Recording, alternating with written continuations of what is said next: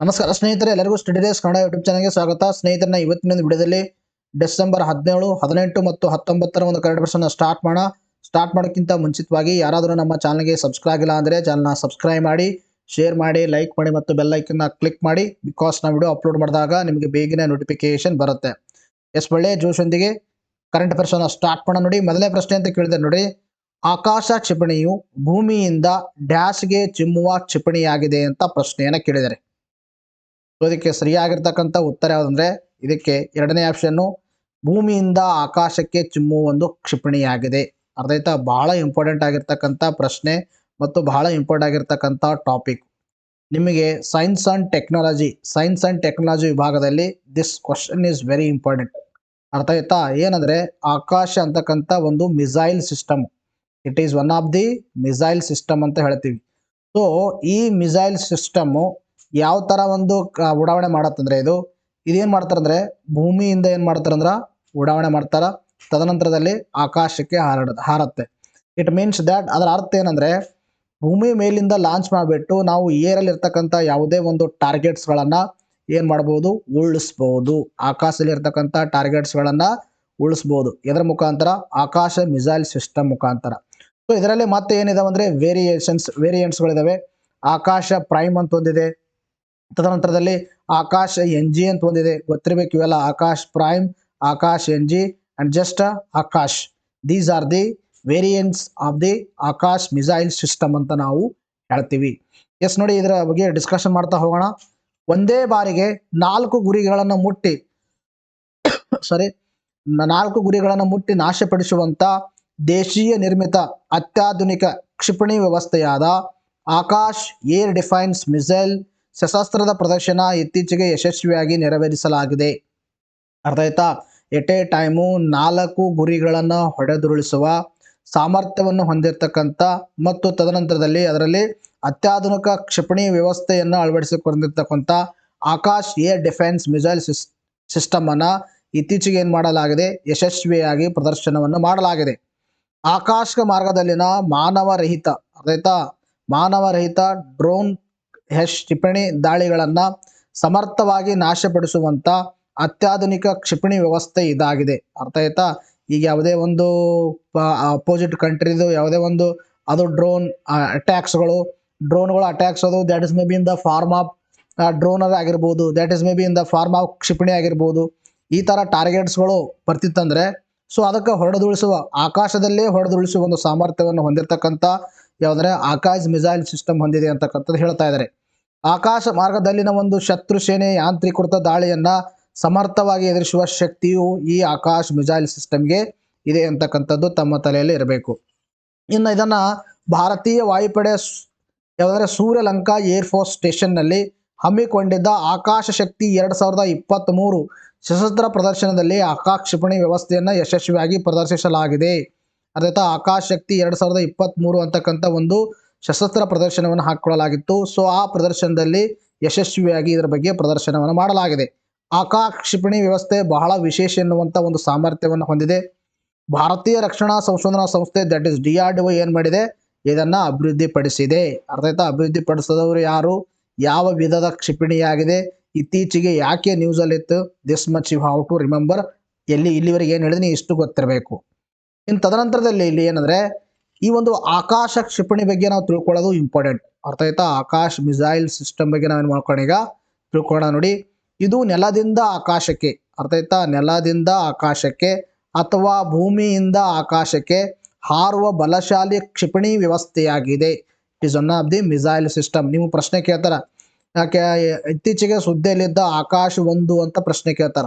So ಕೆಳಗಡೆ ಏನು ಕೊಡ್ತಾರ, ಒಂದು ಆಂಟಿ ಟ್ಯಾಂಕ್ ಅಂತ ಕೊಡ್ತಾರ, ತದನಂತರದಲ್ಲಿ ಒಂದು ಸಬ್ಮರೀನ್ ಅಂತ ಕೊಡ್ತಾರ, ತದನಂತರದಲ್ಲಿ ಇನ್ನೊಂದು ಆಪ್ಷನ್ ಕೊಡ್ತಾರ ಮಿಸೈಲ್ ಅಂತ ಕೊಡ್ತಾರ, ಇನ್ನೊಂದು ಏನು ಕೊಡ್ತಾರ ಅಂದ್ರೆ ಒಂದು ವಿಮಾನ ಅಂತ ಕೊಡ್ತಾರ. ಸೊ ಆ ಸಂದರ್ಭದಲ್ಲಿ ಗೊತ್ತಿರಬೇಕು, Akash is one of the missile system ಅಂತಕ್ಕಂಥದ್ದು. ಈ ಮಿಸೈಲ್ ಸಿಸ್ಟಮ್ಮು ಏನಂದ್ರೆ ಇದು ಲ್ಯಾಂಡ್ ಟು ಅಥವಾ ಸರ್ಫೇಸ್ ಟು ಏರ್ ಲಾಂಚ್ ಮಾಡೋ ಒಂದು ಮಿಸೈಲ್ ಆಗಿದೆ. ಇನ್ನು ಇದು ದೇಶೀಯವಾಗಿ ತಯಾರಿಸಿದ ಮೊದಲ ಭೂಮಿಯಿಂದ ಆಕಾಶಕ್ಕೆ ಚಿಮ್ಮುವ ಮಧ್ಯಮ ಶ್ರೇಣಿಯ ಕ್ಷಿಪಣಿಯಾಗಿದೆ. This fact is very important. ಅರ್ಥ ಆಯ್ತಾ? ದೇಶೀಯವಾಗಿ ತಯಾರಿಸಿದ ಭೂಮಿಯಿಂದ ಆಕಾಶಕ್ಕೆ ಚಿಮ್ಮುವ ಮಧ್ಯಮ ಶ್ರೇಣಿಯ ಕ್ಷಿಪಣಿ ಯಾವುದಂದ್ರೆ ಆಕಾಶ್ ಅಂತ ನಾವು ಹೇಳ್ತೀವಿ. 1980ರ ಒಂದು programme that is integrated guided missile programme, ಬಹಳ ಇಂಪಾರ್ಟೆಂಟು. ಈ ಪ್ರೋಗ್ರಾಮ್ದ ಅಡಿಯಲ್ಲಿ ಇದನ್ನು ಅಭಿವೃದ್ಧಿಪಡಿಸಲಾಗಿದೆ. ಸುಮಾರು 5 ಮಿಸೈಲ್ ಸಿಸ್ಟಮ್ಗಳನ್ನು ಇಂಟಿಗ್ರೇಟೆಡ್ ಗೈಡೆಡ್ ಮಿಸೈಲ್ ಪ್ರೋಗ್ರಾಮ್ ಅಡಿಯಲ್ಲಿ ಅಭಿವೃದ್ಧಿಪಡಿಸಲಾಗಿದೆ. ಆ 5 ಮಿಸೈಲ್ಗಳಲ್ಲಿ ಆಕಾಶವೂ ಕೂಡ ಒಂದು. ಅರ್ಥ ಆಯ್ತಾ? ಸೊ ಯಾವ್ಯಾವ ಅಂದರೆ ಪಟ್ನಾ ಅಂತಕ್ಕಂಥದ್ದು ಕೋಡ್ ತಮ್ಮ ತಲೆಯಲ್ಲಿ ಇರಬೇಕು. ಅರ್ಥ ಆಯ್ತಾ? ಪಟ್ನಾ ಅಂತಕ್ಕಂಥ ಕೋಡು. ಏನು ಪಟ್ನಾ ಕೋಡ್ ಅಂದರೆ ಇಂಟಿಗ್ರೇಟೆಡ್ ಗೈಡೆಡ್ ಮಿಸೈಲ್ ಪ್ರೋಗ್ರಾಮದ ಅಡಿಯಲ್ಲಿ ಡಿಸೈನ್ ಮಾಡಿರ್ತಕ್ಕಂಥ ಮಿಸೈಲ್ಗಳು ಯಾವ್ಯಾವೆ ಅಂದರೆ ಅದು ಕೋಡು ಪಟ್ನಾ. ಹಾಗಾದರೆ ಪಿ ಎನ್ ಇಂಡಿಕೇಟ್ ಮಾಡುತ್ತೆ, ಎನ್ ಇಂಡಿಕೇಟ್ ಮಾಡುತ್ತೆ, ಟಿ ಎನ್ ಇಂಡಿಕೇಟ್ ಮಾಡುತ್ತೆ, ಎನ್ ಇಂಡಿಕೇಟ್ ಮಾಡುತ್ತೆ ಮತ್ತು ಏನ್ ಇಂಡಿಕೇಟ್ ಮಾಡುತ್ತೆ ಅಂತಕ್ಕಂಥದ್ದು ಇಲ್ಲಿ ಹೇಳ್ತೀನಿ ನೋಡಿ ನಾನು. ಇಂಟಿಗ್ರೇಟೆಡ್ ಗೈಡೆಡ್ ಮಿಸೈಲ್ ಪ್ರೋಗ್ರಾಮ್, ಇಲ್ಲಿ ಪೃಥ್ವಿ ಅಂತ ಬರುತ್ತೆ ಮೊದಲು. ಅರ್ಥ ಆಯ್ತಾ? ಪೃಥ್ವಿ ಇದು ಕಡಿಮೆ ವ್ಯಾಪ್ತಿಯ ಮೇಲ್ಮೈಯಿಂದ ಮೇಲ್ಮೈಗೆ ಸಿಮ್ಮುವ ಒಂದು ಬ್ಯಾಲಿಸ್ಟಿಕ್ ಮಿಸೈಲ್ ಆಗಿದೆ. ಇದು ಬಹಳ important. Prithvi it is one of the ballistic missile ಅಂತ ಹೇಳ್ತೀವಿ. ಸೊ ಈ ಬ್ಯಾಲಿಸ್ಟಿಕ್ ಮಿಸೈಲು ಭೂಮಿಯಿಂದ ಭೂಮಿಗೆ, it means that surface to surface, ಭೂಮಿಯಿಂದ ಭೂಮಿಗೆ ಚಿಮ್ಮುವ ಅಥವಾ ಮೇಲ್ಮೈಯಿಂದ ಮೇಲ್ಮೈಗೆ ಚಿಮ್ಮುವ ಕ್ಷಿಪಣಿಯಾಗಿದೆ ಯಾವುದು? ಪೃಥ್ವಿ. ತದನಂತರದಲ್ಲಿ ಅಗ್ನಿ, ಇದನ್ನು ಕೂಡ ಮೇಲ್ಮೈಯಿಂದ ಆಕಾಶಕ್ಕೆ ಚಿಮ್ಮುವ ಕ್ಷಿಪಣಿಯಾಗಿದೆ. ಅರ್ಥ ಆಯ್ತಾ? ತದನಂತರದಲ್ಲಿ ತ್ರಿಶೂಲ, ಇದನ್ನು ಕೂಡ ಮೇಲ್ಮೈಯಿಂದ ಆಕಾಶಕ್ಕೆ ಚಿಮ್ಮುವ ಕ್ಷಿಪಣಿಯಾಗಿದೆ. ನಾಗ, ಇದು 3ನೇ ತಲೆಮಾರಿನ ಟ್ಯಾಂಕ್ ವಿರೋಧಿ. ಅರ್ಥ ಆಯ್ತಾ? ಇದು ಆಂಟಿ ಟ್ಯಾಂಕ್. ಆಯ್ತಾ? ಇದೇನಂದ್ರೆ ಅಂದ್ರೆ ಈ ಯಾವುದೇ ಒಂದು ಮಿಸೈಲ್ ಸಿಸ್ಟಮು ಭಾರತದ ಮೇಲೆ ಯಾವುದೇ ಒಂದು ದೇಶ ಅಟ್ಯಾಕ್ ಮಾಡಕ್ ಬಿಟ್ರೆ ಅದನ್ನು ಹೊಡೆದುರುಳಿಸಲು ಇದು ನಾಗ ಹೆಲ್ಪ್ ಮಾಡುತ್ತೆ. ಅರ್ಥ ಆಯ್ತಾ? ತದನಂತರದಲ್ಲಿ ಲಾಸ್ಟ್ ಒನ್ ಯಾವುದು? ಆಕಾಶ ಅಂತ ಹೇಳ್ತೀವಿ, ಮೇಲ್ಮೈಯಿಂದ ಭೂಮಿಗೆ. ಇದನ್ನು ಕೂಡ ಏನಂದ್ರೆ surface to air, surface to air ಚಿಮ್ಮುವ ಕ್ಷಿಪಣಿ ವ್ಯವಸ್ಥೆಯಾಗಿದೆ. ಇದನ್ನು ಕೂಡ ಸರ್ಫೇಸ್ ಟು ಏರು, ಇದನ್ನು ಕೂಡ ಸರ್ಫೇಸ್ ಟು ಏರು, ಇದು ಗೊತ್ತಿರಬೇಕು, ಸರ್ಫೇಸ್ ಟು ಸರ್ಫೇಸ್. ಆಮೇಲೆ ಇದೊಂದು ಟ್ಯಾಂಕ್ ವಿರೋಧಿ ಕ್ಷಿಪಣಿ ಅಂತಕ್ಕಂಥದ್ದು ನಾಗ. ಅರ್ಥ? ಇಲ್ಲಿ ಕೋಡ್ ನಿಮಗೆ ಹೇಳಿದೆ ನಾನು, ಪಟ್ಟಣ ಅಂತೇಳಿ. ಸೊ ಇಲ್ಲಿ ಪಟ್ಟಣ ಅಂದ್ರೆ ನೋಡಿ, ಪಿ ಅಂದರೆ ಪೃಥ್ವಿ ಆಯಿತು. ಅರ್ಥ ಆಯ್ತಾ? ಪಿ ಅಂದರೆ ಪೃಥ್ವಿ. ತದನಂತರದಲ್ಲಿ ಎ ಅಂದ್ರೆ ಏನು ಹೇಳಿ? ಅಗ್ನಿ. ತದನಂತರದಲ್ಲಿ ಟಿ ಅಂದ್ರೆ ಏನು ಹೇಳ್ರಿ? ತ್ರಿಶೂಲ. ತದನಂತರದಲ್ಲಿ ಎನ್ ಅಂದರೆ ನಾಗ. ಇನ್ನು ಎ ಅಂದ್ರೆ ಏನು ಇಂಡಿಕೇಟ್ ಮಾಡುತ್ತೆ? ಆಕಾಶ್. ಅದಕ್ಕೆ ನೀವು ಗೊತ್ತಿರಬೇಕು, integrated guided missile it is one of the programme that was launched in 1980. ಈ 1980ಯಲ್ಲಿ ಅಬ್ದುಲ್ ಕಲಾಂ ಅವರ ನೇತೃತ್ವದಲ್ಲಿ ಈ ಪ್ರೋಗ್ರಾಮ್ ಅನ್ನ ಲಾಂಚ್ ಮಾಡಲಾಗಿತ್ತು. ಅಬ್ದುಲ್ ಕಲಾಂ ಅವರ ಒಂದು ಕನಸಿನ ಕೂಸಿನ ಪ್ರೋಗ್ರಾಮ್, ಅಂದ್ರೆ ಅವರು ಕನಸಿನ ಪ್ರೋಗ್ರಾಮ್ ಇದು. ಇಂಟಿಗ್ರೇಟೆಡ್ ಗೈಡೆಡ್ ಮಿಸೈಲ್ ಪ್ರೋಗ್ರಾಮ್ ಅಂತಕ್ಕಂಥದ್ದು ಅಬ್ದುಲ್ ಕಲಾಂ ಅವರ ಕನಸಿನ ಪ್ರೋಗ್ರಾಮು. ಈ ಪ್ರೋಗ್ರಾಮ್ ಅಡಿಯಲ್ಲಿ 1980ರ ಒಂದು ಪ್ರೋಗ್ರಾಮ್ ಅಡಿಯಲ್ಲಿ 5 ಕ್ಷಿಪಣಿ ವ್ಯವಸ್ಥೆಗಳನ್ನು ತಯಾರು ಮಾಡಲಾಗಿದೆ. ಆ ಒಂದು 5 ಕ್ಷಿಪಣಿ ವ್ಯವಸ್ಥೆಗಳ ಒಂದು ಪ್ರೋಗ್ರಾಮ್ನ ಒಂದು ಕೋಡ್ ಏನಂದ್ರೆ ಪಟನಾ ಅಂತ ನಾನು ಹೇಳಿದೆ. ಸೊ ಅದರಲ್ಲಿ ಆಕಾಶವು ಕೂಡ ಒಂದು ಅಂತಕ್ಕಂಥದ್ದು ತಮ್ಮ ತಲೆಯಲ್ಲಿ ಇರಬೇಕು. This is very very important topic for our examination. ಅರ್ಥ ಸುಮಾರು ಬಾರಿ ಎಕ್ಸಾಮಲ್ಲಿ ಪ್ರಶ್ನೆಯನ್ನ ಕೇಳಿದ್ದಾರೆ. ಲಾಸ್ಟ್ ಟೈಮ್ ನಿಮ್ಗೆ ಕೆ ಎಕ್ಸಾಮಿನೇಷನಲ್ಲಿ ಡಿಗ್ರಿ ಲೆವೆಲು ತದನಂತರದಲ್ಲಿ PU ಲೆವೆಲು ಎರಡರಲ್ಲಿ ಪ್ರಶ್ನೆ ಬಂದಿತ್ತು. ಅರ್ಥ ಆಯ್ತಾ? ಗೊತ್ತಿರಬೇಕು ನೋಡಿ. ನಾವು ಭಾರತೀಯ ವಾಯುಪಡೆ ಬಗ್ಗೆ ನಾವು ಮಾತಾಡ್ತಾ ಬಂದಾಗ ಇದರ ಒಂದು ಏರ್ಕ್ರಾಫ್ಟ್ನ ಒಂದು ಅಂದ್ರೆ ಈ ಒಂದು ಏರ್ಫೋರ್ಸ್ನ ಒಂದು ಮುಖ್ಯಸ್ಥರು ಯಾರಿದ್ದಾರೆ ಅಂದರೆ ವಿವೇಕ್ ರಾಮ್ ಚೌಧರಿ ಇದ್ದಾರೆ. ತದನಂತರದಲ್ಲಿ ಪ್ರಧಾನ ಕಚೇರಿಯಲ್ಲಿ ನವದೆಹಲಿಯಲ್ಲಿದೆ. ಇದರ ಸ್ಥಾಪನೆ ಆಗಿದ್ದು 1932. ಇದರ ಧ್ಯೇಯ ವಾಕ್ಯ ಏನಂದರೆ ವೈಭವದಿಂದ ಆಕಾಶವನ್ನು ಸ್ಪರ್ಶಿಸಿ, ಇದರ ಒಂದು ಧ್ಯೇಯಕವಾಗಿದೆ. ಬಿಕಾಸ್ ಇಷ್ಟು ಮಾಹಿತಿ ಯಾಕಂದರೆ ವಾಯುಪಡೆ ಇತ್ತೀಚೆಗೆ ಪ್ರದರ್ಶನ ಮಾಡಿದೆಲ್ಲ, ಅದಕ್ಕೆ ನಾನು ವಾಯುಪಡೆ ಬಗ್ಗೆ ಸ್ವಲ್ಪ ಇನ್ಫಾರ್ಮೇಷನನ್ನು ತಮಗೆ ಕೊಟ್ಟಿದ್ದೀನಿ ನೋಡಿ. ಇದೇ ಥರನಾಗಿ ತಮಗೆ ಕ್ವಾಲಿಟೀಸ್ ಮತ್ತು ಕಂಟೆಂಟ್ ಇರ್ತಕ್ಕಂಥ ನೋಟ್ಸ್ಗಳನ್ನು ಪ್ರೊವೈಡ್ ಮಾಡಲಾಗುತ್ತೆ. ಯಾರಿಗಿನ್ನೂ ಹೆಚ್ಚಿನ ಇನ್ಫಾರ್ಮೇಷನ್ ಬೇಕು, ತದನಂತರದಲ್ಲಿ ಯಾರಿಗೆ ನೋಟ್ಸ್ ಮಾಡ್ಕೊಳಕ್ಕಾಗ್ತಾ ಇಲ್ಲ, ಯಾರು ನಮ್ಮ ಪ್ರಿವಿಯಸ್ ವಿಡಿಯೋಗಳನ್ನು ನೋಡಿಲ್ಲ, ಯಾರಿಗೆ ನಿಮಗೆ ರಿವೈಸ್ ಮಾಡೋಕ್ಕಾಗ್ತಿಲ್ಲ, ನಮ್ಮ ಒಂದು ಮ್ಯಾಗ್ಝಿನ್ಸ್ಗಳನ್ನು ತೊಗೊಂಡು ಕೂಡ ನೀವು ಏನು ಮಾಡ್ಬೋದು? ರಿವೈಸ್ ಮಾಡ್ಬೋದು. ಫಾರ್ 15 ಡೇಸ್ 20 ಆಗುತ್ತೆ, 1 ಮಂತ್ಗೆ 40 ಆಗುತ್ತೆ. 2023 ಜಾನ್ ಟು ನವಂಬರ್ 30 2023ವರೆಗೆ 440 ಆಗುತ್ತೆ. 2022 ಜಾನ್ ಟು ನವಂಬರ್ 30 2023ವರೆಗೆ ನಿಮಗೆ ಎಷ್ಟಾಗುತ್ತೆ? 880 ಆಗುತ್ತೆ. ಡಿಸ್ಕೌಂಟ್ ಆಗಿ 780 ಸಿಗುತ್ತೆ. ಇದರ ಫೋನ್ಪೇ, ಗೂಗಲ್ ಪೇ, ಪೇಟಿಎಮ್, ವಿಪೇ ಮುಖಾಂತರ ನಂಬರ್ಗೆ ಪೇ ಮಾಡೋದನ್ನು ವಾಟ್ಸಪ್ ಮುಖಾಂತರ ಸ್ಕ್ರೀನ್ಶಾಟ್ ಕಳಿಸ್ರಿ. ನಮ್ಮ ನೋಡೋಣ ಸಾಫ್ಟ್ ಫಾರ್ಮ್ಯಾಟಲ್ಲಿ ತಮಗೆ ಕಳಿಸ್ತೀವಿ. ಇನ್ನು ಸುಮಾರು ಜನ ಒಂದು ಪ್ರಶ್ನೆಯನ್ನು ಕೇಳ್ತಾರೆ, ಸರ್ ನಾವು ಎಷ್ಟು ಮಂತ್ದು ಕರೆಂಟ್ ಅಫೇರ್ಸನ್ನು ಓದಬೇಕು ಅಂತಕ್ಕಂಥದ್ದು. ಅರ್ಥ ಆಯ್ತಾ? ಸೊ ಎಷ್ಟು ಮಂತು ನೋಡಿ, ನಿಮಗೆ ಲಾಸ್ಟ್ ಟೈಮ್ ನಿಮಗೆ KPSC examination, group C examination ಏನು ನಡೆದಿತ್ತು, ಸೊ ಅದಕ್ಕೆ ನಾವು ಪ್ರೂಫ್ ಸಮೇತ ವಿಡಿಯೋನ ಕೂಡ ಅಪ್ಲೋಡ್ ಮಾಡಿದ್ದೀವಿ.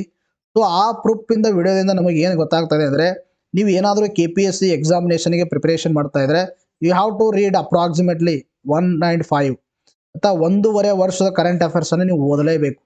1 ಇಯರ್ ಅಂತೂ ಮಸ್ಟ್ ಆ್ಯಂಡ್ ಶುಡ್ ಇರುತ್ತೆ, ಬಟ್ KPSCಗೆ 1.5 ವರ್ಷ ಓದಬೇಕು ನೀವು. ತದನಂತರದಲ್ಲಿ ಇನ್ನು KE ಎಕ್ಸಾಮಿನೇಷನ್ ಲಾಸ್ಟ್ ಟೈಮ್ ಐತಲ್ಲ, ಅವಾಗಲೂ ಕೂಡ ಡಿಗ್ರಿ ಲೆವೆಲ್ ಎಕ್ಸಾಮಲ್ಲಿ ನಿಮಗೆ 1.5 ವರ್ಷದ ಕರೆಂಟ್ ಅಫೇರ್ಸನ್ನು ಕೇಳ್ತಾರೆ.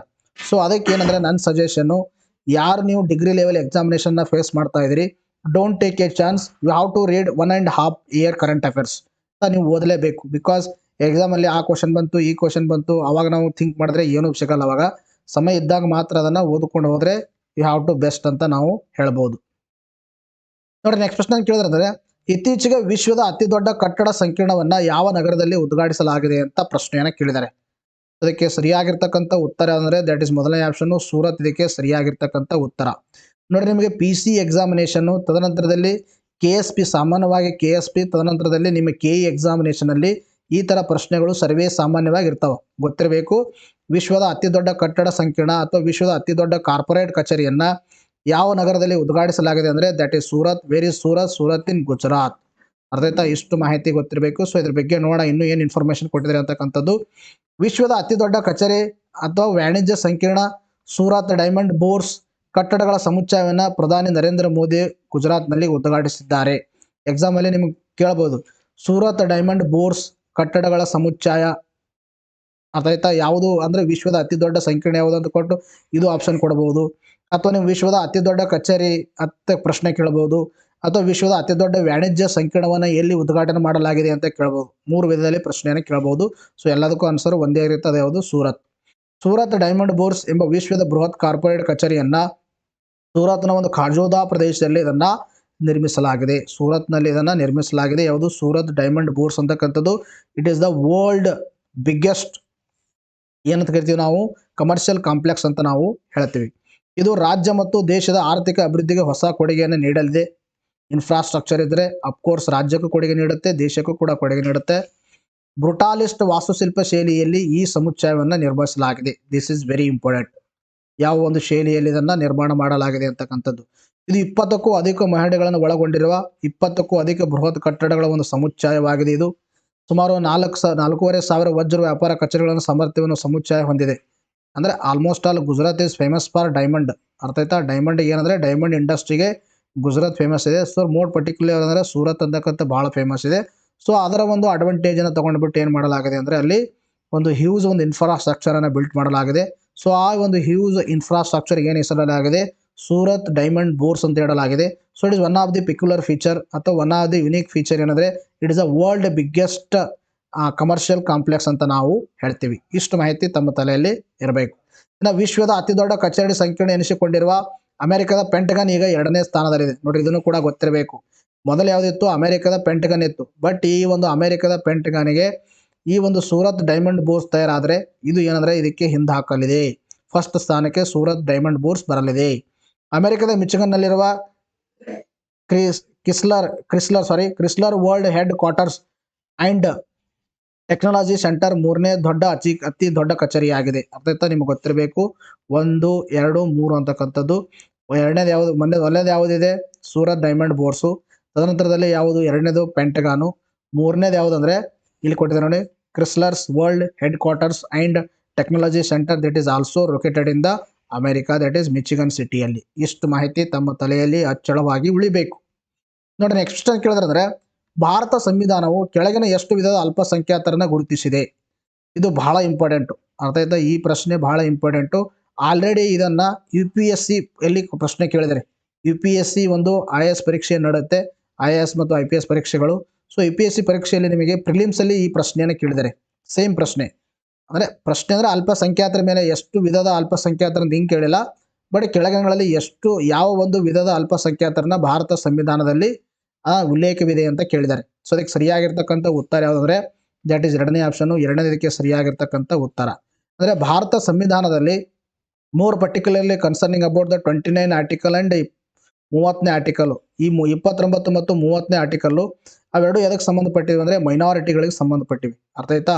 ಸೊ ಈ ಮೈನಾರಿಟಿಗಳಿಗೆ ಸಂಬಂಧಪಟ್ಟಿರ್ತಕ್ಕಂಥ ಆರ್ಟಿಕಲ್ದಲ್ಲೇ ಏನು ಮಾಡಲಾಗಿದೆ ಅಂದರೆ ಭಾರತ ಸಂವಿಧಾನದಲ್ಲಿ 2 ಮೈನಾರಿಟಿಗಳ ಬಗ್ಗೆ ಉಲ್ಲೇಖವಿದೆ. 2 ಮೈನಾರಿಟಿಗಳು ಯಾವುವು ಅಂದರೆ ಒಂದು ರಿಲಿಜಿಯಸ್ ಮೈನಾರಿಟಿ, ತದನಂತರದಲ್ಲಿ ಎರಡನೇದು ಯಾವುದಂದರೆ ಇನ್ನೊಂದು ಲಿಂಗ್ವಿಸ್ಟಿಕ್ ಮೈನಾರಿಟಿ ಅಂತಿದೆ. ಇನ್ನು ಇದರಲ್ಲಿ ರಿಲಿಜಿಯಸ್ ಮೈನಾರಿಟಿಯಲ್ಲಿ ಮುಸ್ಲಿಮು, ಸಿಕ್ಕು, ಪಾರ್ಷಿಯನ್ಸು ಯಾವುದೂ ಮೆನ್ಷನ್ ಇಲ್ಲ.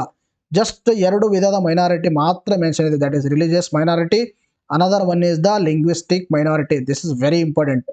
ಸೊ ಇದ್ರ ಮೇಲೆ ನಾನು ಯಾಕೆ ಪ್ರಶ್ನೆ ಇವತ್ತೇ ಕೇಳಿದೆ ಅಂದರೆ ನೋಡಿ, ಅಲ್ಪಸಂಖ್ಯಾತರ ಹಕ್ಕುಗಳ ದಿನ ಅಂತ ನ್ಯೂಸ್ ಪೇಪರ್ ಆರ್ಟಿಕಲ್ ಕಾಣಿಸ್ಕೊಂಡಾಗ ಸೊ ಇದ್ರ ಮೇಲೆ ಪ್ರಶ್ನೆಯನ್ನು ಕೇಳಲಾಗಿದೆ.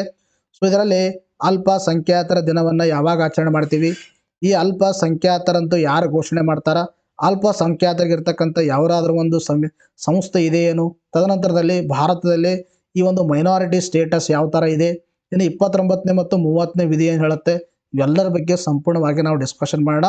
ಬಿಕಾಸ್ ಇದ್ರ ಮೇಲೆ ಮುಂದೆ ಬರ್ತಕ್ಕಂಥ ಎಕ್ಸಾಮ್ ಅಲ್ಲಿ ಪ್ರಶ್ನೆಯನ್ನ ಕೇಳಬಹುದು. ನೋಡ್ರಿ, ಅಲ್ಪಸಂಖ್ಯಾತರ ಹಕ್ಕುಗಳ ದಿನವನ್ನ ಪ್ರತಿ ವರ್ಷ ನಾವು ಡಿಸೆಂಬರ್ 18ರಂದು ಏನ್ ಮಾಡ್ತೀವಿ, ಆಚರಣೆಯನ್ನ ಮಾಡ್ತೀವಿ. This is very important. First ಇದು ಗೊತ್ತಿರಬೇಕು, ಡಿಸೆಂಬರ್ 18ರಂದು ಮೈನಾರಿಟಿ ಡೇನ ನಾವೇನ್ ಮಾಡ್ತೀವಿ, ಸೆಲೆಬ್ರೇಟ್ ಮಾಡ್ತೀವಿ. ಅಲ್ಪಸಂಖ್ಯಾತರ ಸಮುದಾಯಗಳ ಹಕ್ಕುಗಳನ್ನು ರಕ್ಷಿಸುವುದು ಜೊತೆಗೆ ಭಾರತ ಧಾರ್ಮಿಕ ಅಲ್ಪಸಂಖ್ಯಾತರಲ್ಲಿ ಉತ್ತಮ ತಿಳುವಳಿಕೆಯನ್ನು ತರಲು ಈ ದಿನವನ್ನ ಆಚರಣೆ ಮಾಡ್ತೀವಿ. ಅದಾಯ್ತಾ, ಅಲ್ಪಸಂಖ್ಯಾತರ ಹಕ್ಕುಗಳನ್ನ ಅವನ ಪ್ರೊಟೆಕ್ಷನ್ ಮಾಡೋಗೋಸ್ಕರ, ಜನರಲ್ಲಿ ಅವೇರ್ನೆಸ್ ಮೂಡಿಸೋಗೋಸ್ಕರ ಪ್ರತಿ ವರ್ಷ ಡಿಸೆಂಬರ್ 18ರಂದು ಈ ಡೇನ ನಾವೇನ್ ಮಾಡ್ತೀವಿ, ಸೆಲೆಬ್ರೇಟ್ ಮಾಡ್ತೀವಿ. ಅಲ್ಪಸಂಖ್ಯಾತರ ಸ್ಥಿತಿಗತಿಯನ್ನು ಬಲಪಡಿಸಲು ವಿಶ್ವಸಂಸ್ಥೆ 1992ರ ಒಂದು ಡಿಸೆಂಬರ್ 18ರಂದು ರಾಷ್ಟ್ರೀಯ ಅಥವಾ ಜನಾಂಗೀಯ ಧಾರ್ಮಿಕ ಮತ್ತು ಭಾಷಾ ಅಲ್ಪಸಂಖ್ಯಾತರಿಗೆ ಸೇರಿದ ವ್ಯಕ್ತಿಗಳ ಹಕ್ಕುಗಳ ಘೋಷಣೆಯನ್ನ ಘೋಷಿಸಿತು. ಅರ್ಥ ಆಯ್ತಾ, ಈ ವಿಶ್ವಸಂಸ್ಥೆ 1992ರಲ್ಲಿ ಅಂದ್ರೆ ರಾಷ್ಟ್ರೀಯ ಅಥವಾ ಜನಾಂಗೀಯ ಪರ್ಟಿಕ್ಯುಲರ್ ಆಗಿರ್ತಕ್ಕಂಥ ನೇಷನ್, ಆ ನೇಷನ್ದಲ್ಲಿ ಅದರ್ ನೇಷನ್ ಜನನೂ ಇರ್ಬೋದು, ರಾಷ್ಟ್ರೀಯ ಒಂದು ಅಲ್ಪಸಂಖ್ಯಾತರು ಅಥವಾ ಜನಾಂಗೀಯ ಡಿಪೆಂಡಿಂಗ್ ಅಪಾನ್ ಕಮ್ಯುನಿಟಿ, ಅದಾಯ್ತಾ, ಕಮ್ಯುನಿಟಿ ಒಂದು ಆಧಾರ ಮೇಲೆ, ತದನಂತರದಲ್ಲಿ ರಿಲಿಜಿಯಸ್ ಒಂದು ಮೈನಾರಿಟಿ ಆಗಿರ್ಬೋದು, ತದನಂತರದಲ್ಲಿ ಲಿಂಗ್ವಿಸ್ಟಿಕ್ ಮೈನಾರಿಟಿ, ಈ ಎಲ್ಲ ಒಂದು ಗುಂಪಿಗೆ ಸೇರಿರ್ತಕ್ಕಂಥ ವ್ಯಕ್ತಿಗಳ ಹಕ್ಕುಗಳನ್ನು ಸಂರಕ್ಷಣೆ ಮಾಡೋಗೋಸ್ಕರ 1992ರಲ್ಲಿ ವಿಶ್ವಸಂಸ್ಥೆ ಏನು ಮಾಡ್ತಂದ್ರೆ ಡಿಸೆಂಬರ್ 18ನ್ನ ಇನ್ನು ಮುಂದೆ ನಾವು ಈ ಡೇನ ಸೆಲೆಬ್ರೇಟ್ ಮಾಡೋಣ ಅಂತ ನಿರ್ಧಾರವನ್ನು ತೆಗೆದುಕೊಳ್ಳುತ್ತೆ. ಅಂದಿನಿಂದ ಅಲ್ಪಸಂಖ್ಯಾತರ ಹಕ್ಕುಗಳ ಬಗ್ಗೆ ಜಾಗೃತಿ ಮೂಡಿಸಲು ಅಂತಾರಾಷ್ಟ್ರೀಯ ಅಲ್ಪಸಂಖ್ಯಾತರ ಹಕ್ಕು ದಿನವನ್ನು ನಾವೇನ್ ಮಾಡ್ತಾ ಇದೀವಿ, ಸೆಲೆಬ್ರೇಟ್ ಮಾಡ್ತಾ ಇದೀವಿ. This is back ground of the day. ಅರ್ಥ ಆಯ್ತಾ. ಇನ್ನ ಇದು ಗೊತ್ತಿರ್ಬೇಕು ಇನ್ನೊಂದು, ಇಲ್ಲಿ ಪಂಜಾಬ್, ಮೇಘಾಲಯ, ಮಿಜೋರಾಂ, ನಾಗಾಲ್ಯಾಂಡ್ ಮತ್ತು ಲಕ್ಷದ್ವೀಪಗಳು ಯಾವುದೇ ಅಧಿಸೂಚನೆ ಅಲ್ಪಸಂಖ್ಯಾತರು ಬಹುಸಂಖ್ಯಾತರಾಗಿರುವ ಏಕೈಕ ರಾಜ್ಯಗಳಾಗಿವೆ. ಅರ್ಥಾಯ್ತಾ, ಇಲ್ಲಿ ಅಲ್ಪಸಂಖ್ಯಾತರ ಇರಲೇ ಇಲ್ಲ. ಅರ್ಥಾಯ್ತಾ, ಬಹುಸಂಖ್ಯಾತ ಒಂದು ರಾಜ್ಯಗಳಾಗಿವೆ ಎಲ್ಲವೂ. ಇನ್ನು ಅಲ್ಪಸಂಖ್ಯಾತ ಸಮುದಾಯಗಳಿಗೆ ವಿವಿಧ ಕಲ್ಯಾಣ, ನಿಯಂತ್ರಣ ಮತ್ತು ಅಭಿವೃದ್ಧಿ ಕಾರ್ಯಕ್ರಮಗಳನ್ನು ಕೈಗೊಳ್ಳಲು ಕೇಂದ್ರ ಸರ್ಕಾರದಲ್ಲಿ 2006ರಲ್ಲಿ ಸ್ಥಾಪನೆಯಾದ ಅಲ್ಪಸಂಖ್ಯಾತ ವ್ಯವಹಾರಗಳ ಸಚಿವಾಲಯವು ಉನ್ನತ ಸಂಸ್ಥೆಯಾಗಿದೆ. 2006ರಲ್ಲಿ ಏನು ಮಾಡಲಾಗಿದೆ ಅಂದರೆ ಅಲ್ಪಸಂಖ್ಯಾತ ವ್ಯವಹಾರಗಳ ಸಚಿವಾಲಯವನ್ನು ಕೂಡ ಸ್ಥಾಪನೆ ಮಾಡಲಾಗಿದೆ. ಅಲ್ಪಸಂಖ್ಯಾತರ ಬಗ್ಗೆ ಒಂದು ಕಾಳಜಿ ವಹಿಸಲು, ಅವರ ಒಂದು ರೈಟ್ಸ್ಗಳನ್ನು ಪ್ರೊಟೆಕ್ಷನ್ ಮಾಡಲು. ಇದನ್ನು ಕೂಡ ಮಾಹಿತಿ ಗೊತ್ತಿರಬೇಕು. ಇನ್ನು ಭಾರತದಲ್ಲಿ ಅಲ್ಪಸಂಖ್ಯಾತರ ಬಗ್ಗೆ ನಾವು ಮಾತಾಡ್ತಾ ಬಂದಾಗ ಹಾಗಾದ್ರೆ ಯಾರ್ಯಾರು ಅಲ್ಪಸಂಖ್ಯಾತರುಗಳಿದ್ದಾರೆ ಅಂತಕ್ಕಂಥದ್ದು ಅರ್ಥ ಆಯ್ತಾ. ಭಾರತದಲ್ಲಿ ಅಲ್ಪಸಂಖ್ಯಾತರಲ್ಲಿ ಮುಸ್ಲಿಮರಿದ್ದಾರೆ, ಅರ್ಥ ಆಯ್ತಾ, ಇಂಪಾರ್ಟೆಂಟು. ತದನಂತರದಲ್ಲಿ ಎರಡನೇದು ಯಾರು ಸಿಖ್ಖರಿದ್ದಾರೆ, ಮೂರನೇದು ಯಾರು ಕ್ರಿಶ್ಚಿಯನ್ಸ್ ಇದ್ದಾರೆ, ತದನಂತರದಲ್ಲಿ ನಾಲ್ಕನೇದು ಯಾರು ಬೌದ್ಧರಿದ್ದಾರೆ, ತದನಂತರದಲ್ಲಿ ಐದನೇದು ಯಾವುದಾದ್ರೆ ಪಾರ್ಸಿಗಳಿದ್ದಾರೆ, ತದನಂತರದಲ್ಲಿ ಆರನೇದು ಯಾವುದಾದ್ರೆ ಜೈನರಿದ್ದಾರೆ. ಅರ್ಥ ಆಯ್ತಾ. ಭಾರತ ಒಂದು ಬಹುತ್ವದ ದೇಶ. ಇದರಲ್ಲಿ ಮೈನಾರಿಟಿಗಳಿದ್ದಾರೆ, ಮೆಜಾರಿಟಿಗಳಿದ್ದಾರೆ, ವೆರೈಟಿಯ ಕಲ್ಚರ್ ಇದ್ದಾರೆ, ವೇರಿಯಸ್ ಒಂದು ಧರ್ಮದವರು ಇದ್ದಾರೆ. ಸೊ ಇಟ್ ಈಸ್ ಭಾರತ ಅಂತಕ್ಕಂಥದ್ದು ಬಹುತ್ವದ ದೇಶ. ಇದರಲ್ಲಿ ಅಲ್ಪಸಂಖ್ಯಾತರು ಇವರ ಗೊತ್ತಿರಬೇಕು. ಇವಂದ್ರೆ ಇಲ್ಲಿ ಭಾರತ ಸರ್ಕಾರ ಇವರು ಅಲ್ಪಸಂಖ್ಯಾತರಂತ ಗುರುತಿಸಿದೆ. ನಿಮಗೆ ಪ್ರಶ್ನೆನ ಕೇಳ್ತಾರೆ ಕೆಳಗಿನಗಳಲ್ಲಿ ಯಾರದು ಅಲ್ಪಸಂಖ್ಯಾತರಂತ ಭಾರತ ಸರ್ಕಾರ ಗುರುತಿಸಿದೆ ಅಂತ ಪ್ರಶ್ನೆ ಕೇಳಿದಾಗ ಗೊತ್ತಿರಬೇಕು. ಮುಸ್ಲಿಮರು, ಸಿಖ್ಖರು, ಕ್ರಿಶ್ಚಿಯನರು, ಬೌದ್ಧರು, ಪಾರ್ಸಿಗಳು. ಈ ಪಾರ್ಸಿಗಳನ್ನು ನಾವು ಇನ್ನು ಜೊರಾಸ್ಟ್ರಿಯನ್ ಅಂತಾನೂ ಕೂಡ ಕರಿತೀವಿ. ಅರ್ಥ ಇದನ್ನು ಕೂಡ ಗೊತ್ತಿರಬೇಕು. ಜೊರಾಸ್ಟ್ರಿಯನ್ ಅಂದ್ರೂ ಒಂದೇ, ಪಾರ್ಸಿಗಳಂದ್ರೂ ಒಂದೇ. ಭಾರತದಲ್ಲಿ ಅಲ್ಪಸಂಖ್ಯಾತರು ಒಟ್ಟು ಜನಸಂಖ್ಯೆ ಸುಮಾರು 19% ಇದೆ ಅಂತ ಹೇಳ್ತಾ ಇದ್ದಾರೆ. ಯಾರಿಗೆ ಅಲ್ಪಸಂಖ್ಯಾತ ಸ್ಥಾನವನ್ನು ನೀಡಬೇಕು ಎಂಬುದನ್ನು ಯಾರು ನಿರ್ಧಾರ ಮಾಡ್ತಾರ? ಕೇಂದ್ರ ಸರ್ಕಾರ. It is not in the hand of state government, it is in the hand of central government will decide the who are the minority. ಯಾರು ಮೈನಾರಿಟಿ ಅನ್ನೋದನ್ನ ಕೇಂದ್ರ ಸರ್ಕಾರ ನಿರ್ಧಾರ ಮಾಡುತ್ತೆ. ಅಲ್ಪಸಂಖ್ಯಾತರ ಒಂದು ರಾಷ್ಟ್ರೀಯ ಆಯೋಗ ಕಾಯ್ದೆ 1992ರ ಅಡಿಯಲ್ಲಿ ಇದಕ್ಕೆ ಸರ್ಕಾರಕ್ಕೆ ಅಧಿಕಾರವನ್ನು ನೀಡಲಾಗಿದೆ. ಅರ್ಥ ಆಯ್ತಾ. 1992 ಅಲ್ಪಸಂಖ್ಯಾತರ ಕಾಯ್ದೆ. ಈ ಒಂದು ಕಾಯ್ದೆ ಅಡಿಯಲ್ಲಿ central government have the right have the power to decide who are the minority. ಭಾರತ ಸಂವಿಧಾನದ ಆರ್ಟಿಕಲ್ 30, ಆರ್ಟಿಕಲ್ 29 ಅಲ್ಪಸಂಖ್ಯಾತರಿಗೆ ಸಂಬಂಧಿಸಿದೆ, ಗೊತ್ತಿರಬೇಕು. ಇನ್ನೊಂದೇನೆಂದರೆ ಸಂವಿಧಾನದಲ್ಲಿ 2 ವಿಧದ ಅಲ್ಪಸಂಖ್ಯಾತರ ಬಗ್ಗೆ ವಿಲಾಖ್ಯವಿದೆ. 2 ಬಗ್ಗೆ ಯಾವುದಂದ್ರೆ, ಒಂದು ರಿಲಿಜಿಯಸ್ ಮೈನಾರಿಟಿ, ಒಂದು ಧಾರ್ಮಿಕ ಅಲ್ಪಸಂಖ್ಯಾತರು. ಎರಡನೇದು ಯಾವುದಂದ್ರೆ ಲಿಂಗ್ವಿಸ್ಟಿಕ್ ಮೈನಾರಿಟಿ ಅಂತ ಹೇಳ್ತೀವಿ. ಆಯ್ತಾ, ಇದು ಬಹಳ ಇಂಪಾರ್ಟೆಂಟ್ ಆಗಿರ್ತಕ್ಕಂಥ ಫ್ಯಾಕ್ಟ್ಸ್ ಇದು.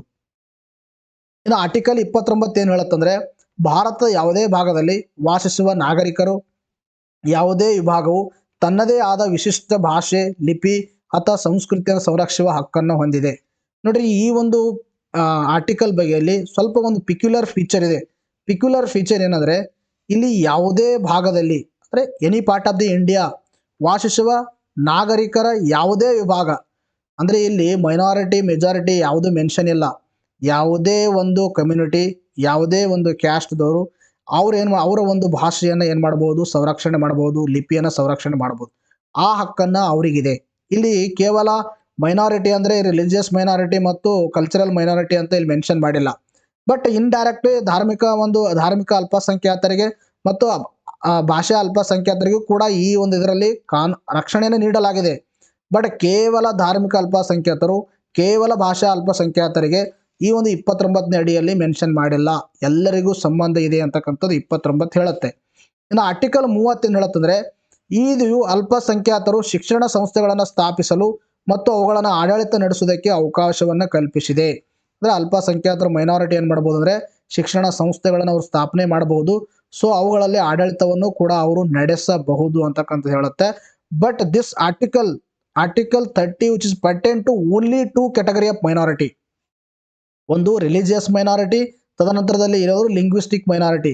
ಇವೆರಡಕ್ಕೆ ಮಾತ್ರ ಇಲ್ಲಿ ಸಂಬಂಧಪಟ್ಟಿದೆ ಆರ್ಟಿಕಲ್ 30. ಇನ್ನು ಮಿಕ್ಕಿದ ಯಾವುದೇ ಒಂದು ನಾಗರಿಕರಿಗೆ, ಎನಿ ಸೆಕ್ಷನ್ ಆಫ್ ಸೊಸೈಟಿಗೆ ಇದು ಸಂಬಂಧಪಟ್ಟಿಲ್ಲ. You have to remember this distinction. ಇವೆರಡಕ್ಕರ ಮಧ್ಯದಲ್ಲಿರ್ತಕ್ಕಂಥ ವ್ಯತ್ಯಾಸ ತಮ್ಮ ತಲೆಯಲ್ಲಿ ಇರಬೇಕು.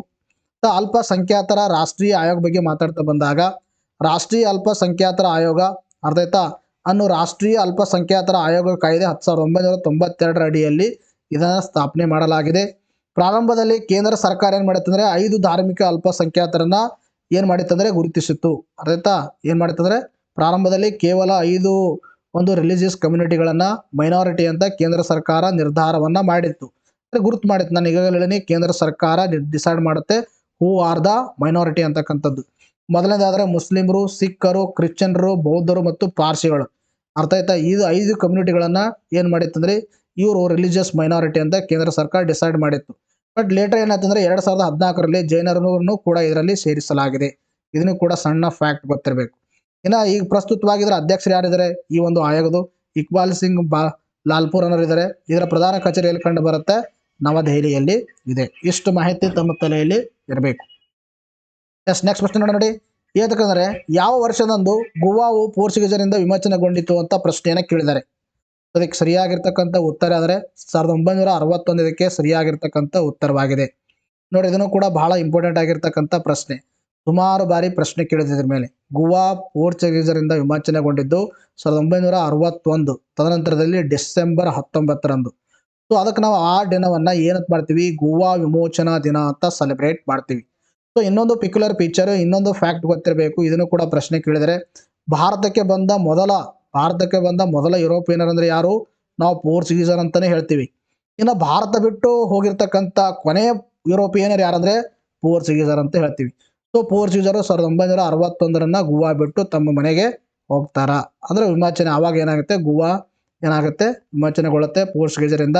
1947ರಿಂದ ನಾವು ಸ್ವತಂತ್ರ ಬಂದರೂ ಕೂಡ 1961ರವರೆಗೆ ಗೋವಾವು ಪೋರ್ಚುಗೀಸರ ವಶದಲ್ಲಿತ್ತು. ಅರ್ಥ ಆಯ್ತಾ? ಸೊ ಇದ್ರ ಬಗ್ಗೆ ಡಿಸ್ಕಷನ್ ಮಾಡೋಣ ನೋಡಿ. ಗೋವಾವು ಡಿಸೆಂಬರ್ 19, 1961ರಂದು ಪೋರ್ಚುಗೀಸರ ಆಳ್ವಿಕೆಯಿಂದ ಸ್ವತಂತ್ರಗೊಂಡಿತು. ಈ ದಿನವನ್ನು ಗೋವಾ ವಿಮೋಚನೆ ದಿನವಾಗಿ ನಾವು ಏನು ಮಾಡ್ತಾ ಇದೀವಿ? ಆಚರಣೆ ಮಾಡ್ತಾ ಬಂದಿದ್ದೀವಿ.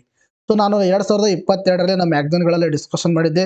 ಸೊ ಅದರದೇ ಒಂದು ಸ್ನಿಪೆಟನ್ನು ಇಲ್ಲಿ ತೊಗೊಂಡಿದ್ದೀನಿ. ಇಲ್ಲಿ ನೀವು ನೋಡ್ಬೋದು, ಈ ಥರ ಕಂಟೆಂಟ್ ಇರುತ್ತೆ ನಮ್ಮ ಮ್ಯಾಗ್ಝಿನಲ್ಲಿ. ಅರ್ಧದಾಗ ಸುಮಾರು ಜನ ಸರ್ ಡೆಮೋ ಯಾವ ಥರ ಇರುತ್ತೆ ನಾವು ನೋಡ್ತೀವಿ ಅಂತ ಹೇಳ್ತಾ ಇದ್ರಲ್ಲ. ಸೊ ಅವ್ರಿಗೋಸ್ಕರ ನಾನು ಈ ಥರ ಸ್ನಿಪೆಟ್ಸ್ಗಳನ್ನು ಹಾಕ್ತಾ ಇದ್ದೀನಿ. ಗೋವಾ ವಿಮೋಚನಾ ದಿನ ಡಿಸೆಂಬರ್ 19 ಅಂತ ಹಾಕಿದ್ದೀವಿ ಹೆಡ್ಡಿಂಗ್. ಭಾರತದಲ್ಲಿ ಪ್ರತಿ ವರ್ಷ ಡಿಸೆಂಬರ್ 19ರಂದು ಗೋವಾ ವಿಮೋಚನಾ ದಿನವಾಗಿ ನಾವು ಏನು ಮಾಡ್ತೀವಿ? ಆಚರಣೆ ಮಾಡ್ತೀವಿ. ಇದರ ಹಿನ್ನೆಲೆ ಬಗ್ಗೆ ನೋಡ್ತಾ ಬಂದಾಗ ಆಗಸ್ಟ್ 15, 1947ರಂದು ಭಾರತವನ್ನು ಸ್ವತಂತ್ರವನ್ನು ಪಡೆದಾಗ ಗೋವಾವು ಪೋರ್ಚುಗೀಸರ ಹಿಡಿತದಲ್ಲಿತ್ತು. ಈಗಾಗಲೇ ನಾನು ಹೇಳಿದ್ದೀನಿ 1947ರಲ್ಲಿ ನಮ್ಮ ಸ್ವಾತಂತ್ರ್ಯ ಬಂತು. ಆದರೆ ಸ್ವತಂತ್ರ ಬಂದ ತಕ್ಷಣ Goa it is not a part of India, ಇಂಡಿಯಾದ ಭಾಗವಾಗಿರಲಿಲ್ಲ, ಇಂಡಿಯಾದ ಅಡ್ಮಿನಿಸ್ಟ್ರೇಟಿವ್ ಕಂಟ್ರೋಲ್ದಲ್ಲಿ ಇರಲಿಲ್ಲ. ಅದು ಯಾರು ಅಡ್ಮಿನಿಸ್ಟ್ರೇಟಿವ್ ಕಂಟ್ರೋಲ್ ಇತ್ತಂದರೆ ಪೋರ್ಚುಗೀಸರ ಒಂದು ಕೈಯಲ್ಲಿ ಇತ್ತು. ತಮ್ಮ ಹಿಡಿತದಲ್ಲಿ ಬಿಟ್ಟುಕೊಳ್ಳಲು ನಿರಾಕರಿಸಿದರು. ಅಂದರೆ ಭಾರತಕ್ಕೆ ಬಿಡಕ್ಕೆ ಪೋರ್ಚುಗೀಸರು ನಿರಾಕಾರ ಮಾಡಿದರು. ಆ ಸಂದರ್ಭದಲ್ಲಿ ಡಿಸೆಂಬರ್ 18, 1961 36 ಗಂಟೆಗಳ ಒಂದು ಮಿಲಿಟರಿ ಕಾರ್ಯಾಚರಣೆಯನ್ನು ಮಾಡಲಾಗಿತ್ತು. ಆ ಒಂದು ಮಿಲಿಟರಿ ಕಾರ್ಯಾಚರಣೆ ಹೆಸರು ಆಪರೇಷನ್ ವಿಜಯ್ ಅಂತ ಹೆಸರಿಡಲಾಗಿದೆ. ಇದನ್ನು ಕೂಡ ಇಂಪಾರ್ಟೆಂಟು. ಸೊ ಆಪರೇಷನ್ ವಿಜಯವನ್ನು ಮಾಡಲಾಯಿತು. ಈ ಪ್ರದೇಶದಲ್ಲಿ 451 ವರ್ಷಗಳ ಒಂದು ಪೋರ್ಚುಗೀಸರ ಆಳ್ವಿಕೆಯು ಅಧಿಕೃತವಾಗಿ ಕೊನೆಗೊಂಡಿತ್ತು. ಡಿಸೆಂಬರ್ 19, 1961ರಂದು ಈ ಪ್ರದೇಶವನ್ನು ಭಾರತಕ್ಕೆ ಹಿಂದಕ್ಕೆ ತೆಗೆದುಕೊಂಡಿತ್ತು. ಭಾರತ ಏನು ಮಾಡ್ತಂದ್ರೆ ವಾಪಸ್ಸು ತೆಗೆದುಕೊಳ್ತು ಪೊಲೀಸ್ ಕಾರ್ಯಾಚರಣೆ ಮುಖಾಂತರ. ಆ ಪೊಲೀಸ್ ಕಾರ್ಯಾಚರಣೆ ಹೆಸರು ಆಪರೇಷನ್ ವಿಜಯ್ ಅಂತ ಹೇಳ್ತೀವಿ. ಗೋವಾವು 1987ರಲ್ಲಿ ಇದು ರಾಜ್ಯವಾಯಿತು. ಗೋವಾಗ ರಾಜ್ಯಸ್ಥಾನವನ್ನು ಕೊಟ್ಟಿದ್ದು 1987.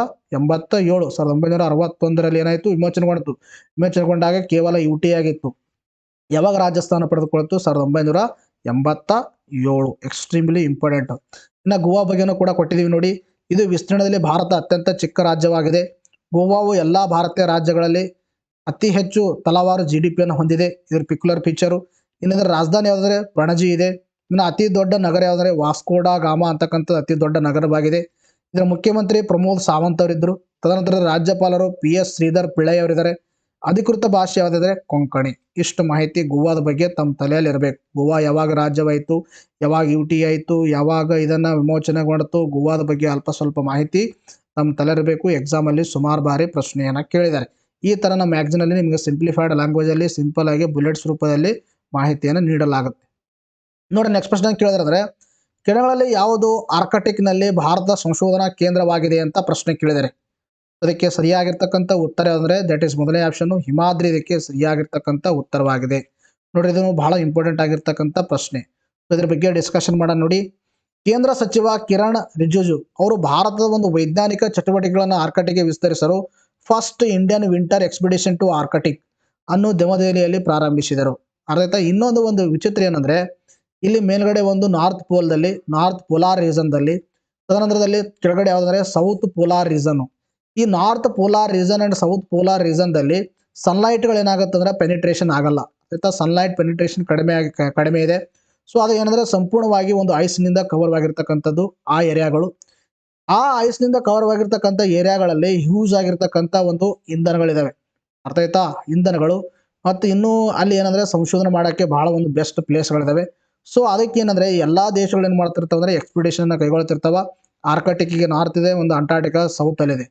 ಸೊ ಅದಕ್ಕೆ ಏನಂದ್ರೆ ಈ ಒಂದು ಎಕ್ಸ್ಪಿಡಿಷನ್ ಭಾರತವು ಕೂಡ ಕೈಗೊಂಡಿದೆ.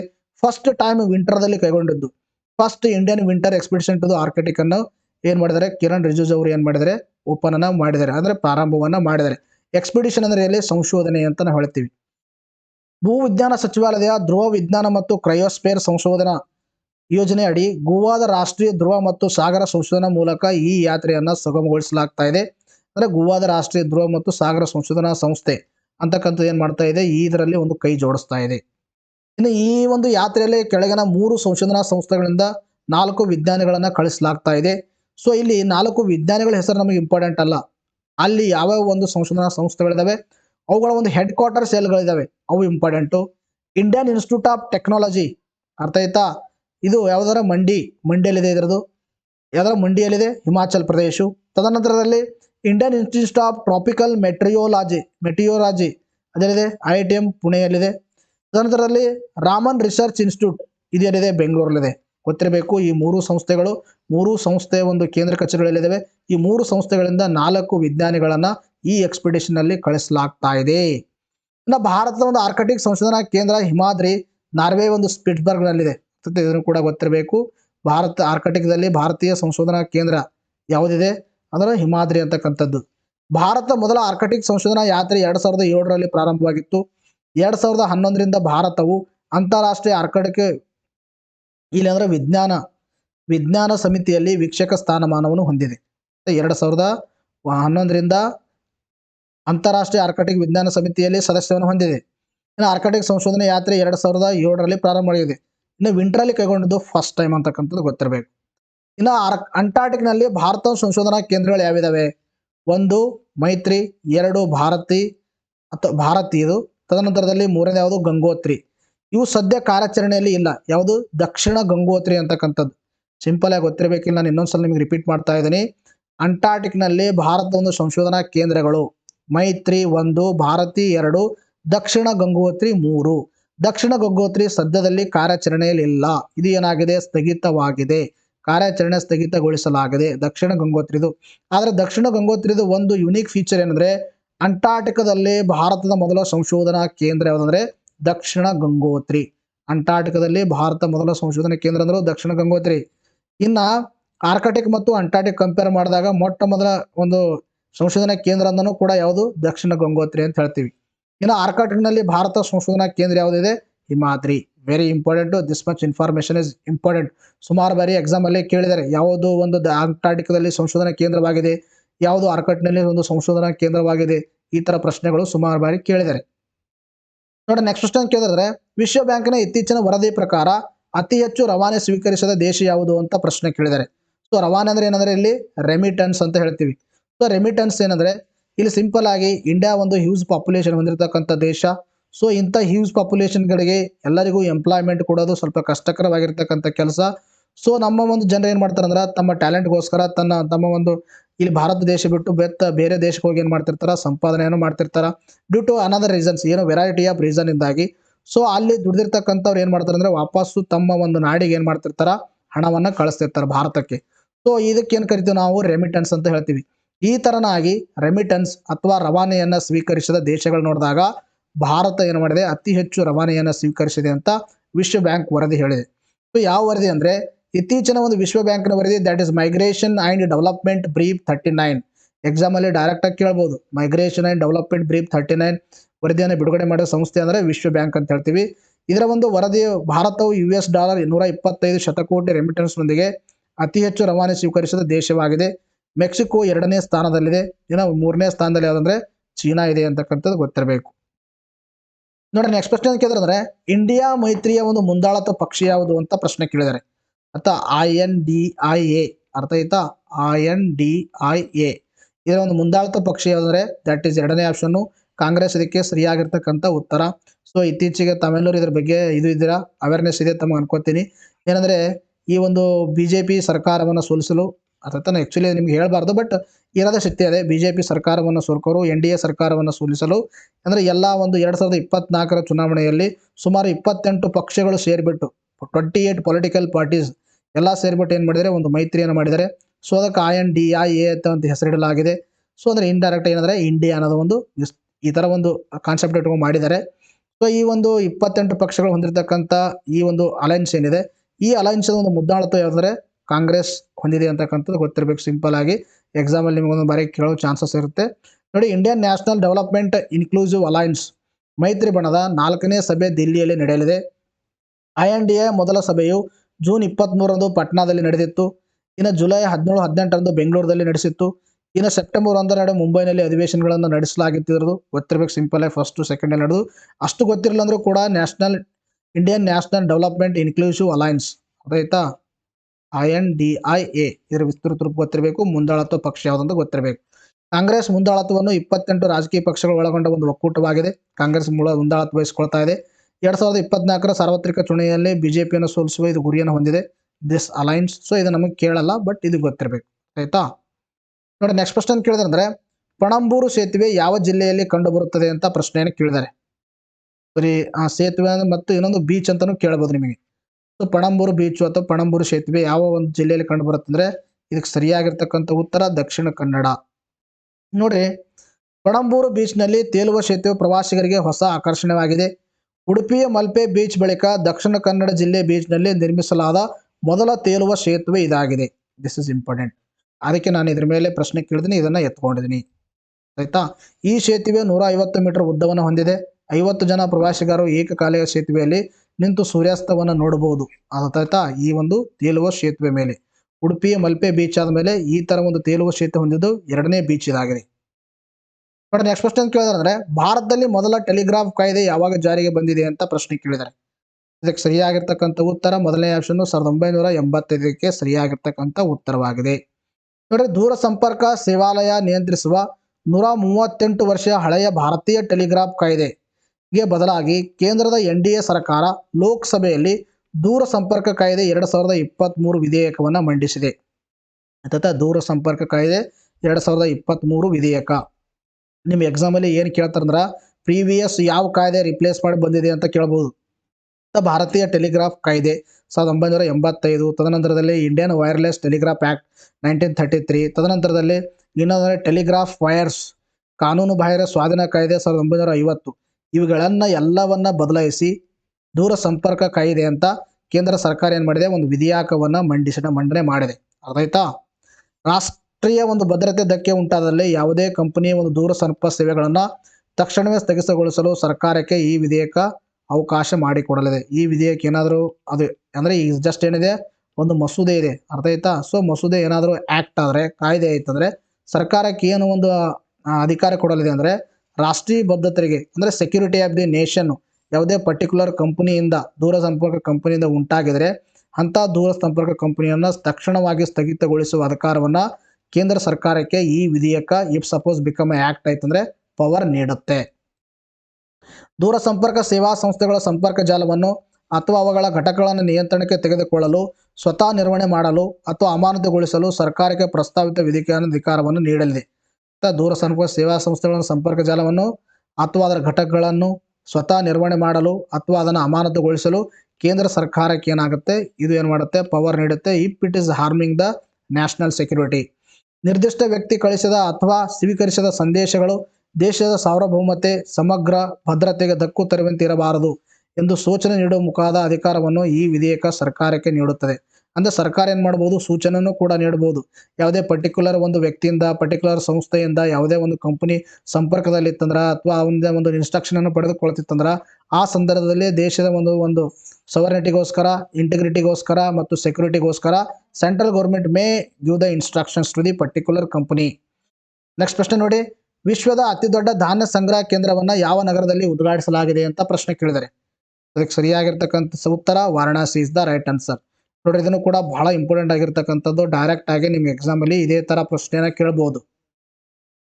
ವಾರಣಾಸಿಯ ಒಂದು ಉಮರಹಾ ಪ್ರದೇಶದಲ್ಲಿ ವಿಶ್ವದ ಅತಿ ದೊಡ್ಡ ಧಾನ್ಯ ಕೇಂದ್ರವನ್ನ ಪ್ರಧಾನಿ ನರೇಂದ್ರ ಮೋದಿ ಅವರು ಉದ್ಘಾಟಿಸಿದ್ದಾರೆ. ಈ ಧಾನ್ಯ ಕೇಂದ್ರಕ್ಕೆ ಸ್ವರವೇದ ಮಹಾಮಂದಿರ ಎಂದು ನಾಮಕರಣ ಮಾಡಲಾಗಿದೆ. ಆಯ್ತಾ? ಸ್ವರವೇದ ಮಹಾಮಂದಿರ ಎಕ್ಸ್ಟ್ರೀಮ್ಲಿ ಇಂಪಾರ್ಟೆಂಟು. ಇದು 3 ಲಕ್ಷ ಚದರ ಅಡಿ ವಿಸ್ತೀರ್ಣ ಹೊಂದಿದ್ದು ಏಕಕಾಲಕ್ಕೆ 20,000 ಮಂದಿ ಧಾನ್ಯ ಮಾಡುವಷ್ಟು ವಿಶಾಲವಾಗಿದೆ ಅಂತ ಇಷ್ಟು ಜನ ಒಂದು ಸಾಮರ್ಥ್ಯವನ್ನು ಹೊಂದಿದೆ. This is not important, but what is important, ಉತ್ತರ ಪ್ರದೇಶದ ವಾರಣಾಸಿ ವಿಶೇಷತೆ. ಅರ್ಥ ಆಯ್ತಾ? ಇದು 7 ಅಂತಸ್ತಿನ ಕಟ್ಟಡವಾಗಿದ್ದು ಗೋಡೆಗಳ ಮೇಲೆ 3137 ಸ್ವರವೇದದ ಒಂದು ಶ್ಲೋಕಗಳನ್ನು ಕೂಡ ಕೆತ್ತಲಾಗಿದೆ ಅಂತಕ್ಕಂಥದ್ದು ಸಣ್ಣ ಪುಟ್ಟ ಮಾಹಿತಿ. ನೋಡಿ, ನೆಕ್ಸ್ಟ್ ಪ್ರಶ್ನೆ ಅಂತ ಕೇಳಿದ್ರೆ, ಅಂತಾರಾಷ್ಟ್ರೀಯ ವಲಸಿಗರ ದಿನವನ್ನ ಯಾವಾಗ ಆಚರಿಸಲಾಗುತ್ತದೆ ಅಂತ ಪ್ರಶ್ನೆ ಕೇಳಿದರೆ ಅದಕ್ಕೆ ಸರಿಯಾಗಿರ್ತಕ್ಕಂಥ ಉತ್ತರ ಡಿಸೆಂಬರ್ 18 ಇದಕ್ಕೆ ಸರಿಯಾಗಿರ್ತಕ್ಕಂಥ ಉತ್ತರವಾಗಿದೆ. ನೋಡಿ, ಯುನೈಟೆಡ್ ನೇಷನ್ಸ್ ಅಂತಾರಾಷ್ಟ್ರೀಯ ವಲಸಿಗರ ದಿನವನ್ನ ವಾರ್ಷಿಕವಾಗಿ ಪ್ರಪಂಚದಾದ್ಯಂತ ಡಿಸೆಂಬರ್ 18ರಂದು ಆಚರಣೆ ಮಾಡಲಾಗುತ್ತೆ. ನಿಮ್ಗೆ ಈಗಾಗಲೇ ಒಂದು KPSC ಎಕ್ಸಾಮಿನೇಷನ್ ಗ್ರೂಪ್ ಸಿಯಲ್ಲಿ ಪ್ರಶ್ನೆ ಕೇಳಿದ್ದಾರೆ. ಕೆಲವೊಂದು ಡೇಟ್ಗಳನ್ನು ಕೊಟ್ಟಿದ್ದಾರೆ, ಕೆಲವೊಂದು ದಿನಗಳನ್ನು ಕೊಟ್ಟಿದ್ದಾರೆ. ಒಂದೆರಡು ಮ್ಯಾಚ್ ಮಾಡ್ರಿ ಅಂತ. ಅರ್ಥ ಈ ಥರ ಪ್ರಶ್ನೆಗಳು ಕೇಳ್ತಿರ್ತಾರೆ, ಗೊತ್ತಿರಬೇಕು. ಇಂಟರ್ನ್ಯಾಷನಲ್ ಮೈಗ್ರೇಷನ್ ಡೇ ಅನ್ನು ನಾವೇನು ಮಾಡ್ತೀವಿ, 18ರನ್ನ ಸೆಲೆಬ್ರೇಟ್ ಮಾಡ್ತೀವಿ, ಡಿಸೆಂಬರ್ 18. ವಲಸಿಗರು ಎದುರಿಸುತ್ತಿರುವ ಸವಾಲುಗಳು ಹೈಲೈಟ್ ಮಾಡುವಾಗ ಅವರ ಪ್ರಮುಖ ಕೊಡುಗೆ ಕುರಿತು ಜಾಗೃತಿ ಮೂಡಿಸಲು ಈ ದಿನವನ್ನು ಆಚರಣೆ ಮಾಡಲಾಗುತ್ತೆ. ಇನ್ನು 18ನೇ ಡಿಸೆಂಬರ್ 2023 23ನೇ ಒಂದು ಅಂತಾರಾಷ್ಟ್ರೀಯ ವಲಸಿಗರ ದಿನಾಚರಣೆಯಾಗಿದೆ. 2023ರ ಒಂದು ಏನಾಗಿದೆ, ಥೀಮ್ ಏನಾಗಿದೆ ಅಂದರೆ ಆಕ್ಟ್ ಟುಡೇ ಅಂತಕ್ಕಂಥದ್ದು ಈ ಒಂದು ಅಂತಾರಾಷ್ಟ್ರೀಯ ವಲಸಿಗರ ದಿನದ ಒಂದು ಥೀಮ್ ಆಗಿದೆ. ಇಂಪಾರ್ಟೆಂಟು. ಅಂತಾರಾಷ್ಟ್ರೀಯ ವಲಸಿಗರ ದಿನವನ್ನು ಮೊದಲ ಬಾರಿಗೆ 18 ಡಿಸೆಂಬರ್ 2000ರಂದು ನಾವೇನು ಮಾಡಿದೀವಿ, ಸೆಲೆಬ್ರೇಟ್ ಮಾಡಿದೀವಿ. ಇತ್ತೀಚೆಗೆ ಮಾಡಲಾಗಿದ್ದು 23ನೇ ಡೇ ಆಗಿದೆ. ಇನ್ನು ಇಂಟರ್ನ್ಯಾಷನಲ್ ಆರ್ಗನೈಸೇಷನ್ ಆಫ್ ಮೈಗ್ರೇಷನ್ ಅಂತಕ್ಕಂಥದ್ದು IMO, ಇದರ ಡೈರೆಕ್ಟರ್ ಜನರಲ್ ಆದರೆ ಅಂಟೋನಿಯೋ ಅಂತಕ್ಕಂಥವ್ರು ಇದ್ದಾರೆ. ಇದರ ಹೆಡ್ ಕ್ವಾರ್ಟರ್ಸ್ ಇಲ್ಲಿ ಕಂಡು ಬರುತ್ತೆ, ಜಿನೇವಾ, ಸ್ವಿಟ್ಜರ್ಲ್ಯಾಂಡು. ಈ ಸಂಸ್ಥೆ ಸ್ಥಾಪನೆ ಆಗೋದು 1951. This much you have to remember. ನೋಡಿ, ನೆಕ್ಸ್ಟ್ ಒನ್ಲಾನ್ಸದ ಮೊದಲನೇ ಪ್ರಶ್ನೆ, ಅಂತಾರಾಷ್ಟ್ರೀಯ ತಟಸ್ಥ ದಿನವನ್ನು ವಾರ್ಷಿಕವಾಗಿ ಯಾವಾಗ ಆಚರಿಸಲಾಗುತ್ತದೆ ಅಂತ ಕೇಳಿದರೆ ಅದಕ್ಕೆ ಸರಿಯಾಗಿರ್ತಕ್ಕಂಥ ಉತ್ತರ ಡಿಸೆಂಬರ್ 12. ಶಾರ್ ಅಮರ್ತಲ ತೋರ್ಗ್ಯಾ ಹಬ್ಬವನ್ನ ಯಾವ ರಾಜ್ಯದಲ್ಲಿ ಆಚರಿಸಲಾಗುತ್ತದೆ ಅಂತ ಪ್ರಶ್ನೆ ಕೇಳಿದರೆ ಇದಕ್ಕೆ ಸರಿಯಾಗಿರ್ತಕ್ಕಂಥ ಉತ್ತರ ಅರುಣಾಚಲ್ ಪ್ರದೇಶ್. ಇತ್ತೀಚೆಗೆ ಯಾವ ದೇಶವು ಕೃತಕ ಬುದ್ಧಿಮತ್ತೆಯಲ್ಲಿ ಜಾಗತಿಕ ಪಾಲುದಾರಿಕೆಯನ್ನು ಆಯೋಜಿಸಿದೆ ಅಂತ ಪ್ರಶ್ನೆ ಕೇಳಿದರೆ ಇದಕ್ಕೆ ಸರಿಯಾಗಿರ್ತಕ್ಕಂಥ ಉತ್ತರ ಭಾರತ. ಇತ್ತೀಚೆಗೆ ಸುದ್ದಿಯಲ್ಲಿದ್ದ ಪ್ರಾದೇಶಿಕ ಭಯೋತ್ಪಾದನಾ ವಿರೋಧಿ ರಚನೆ ಯಾವ ಸಂಸ್ಥೆಗೆ ಸಂಬಂಧಿಸಿದೆ ಅಂತ ಪ್ರಶ್ನೆ ಕೇಳಿದರೆ ಅದಕ್ಕೆ ಸರಿಯಾಗಿರ್ತಕ್ಕಂಥ ಉತ್ತರ ಶಾಂಘೈ ಸಹಕಾರ ಸಂಸ್ಥೆ.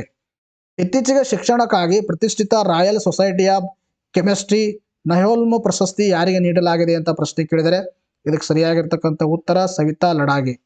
ಸುದ್ದಿಯಲ್ಲಿದ್ದ ಏಕಾಮ್ರಾ ಯೋಜನೆ ಯಾವ ರಾಜ್ಯದಾಗಿದೆ ಅಂತ ಪ್ರಶ್ನೆ ಕೇಳಿದರೆ ಇದಕ್ಕೆ ಸರಿಯಾಗಿರ್ತಕ್ಕಂಥ ಉತ್ತರ ಒಡಿಶಾ.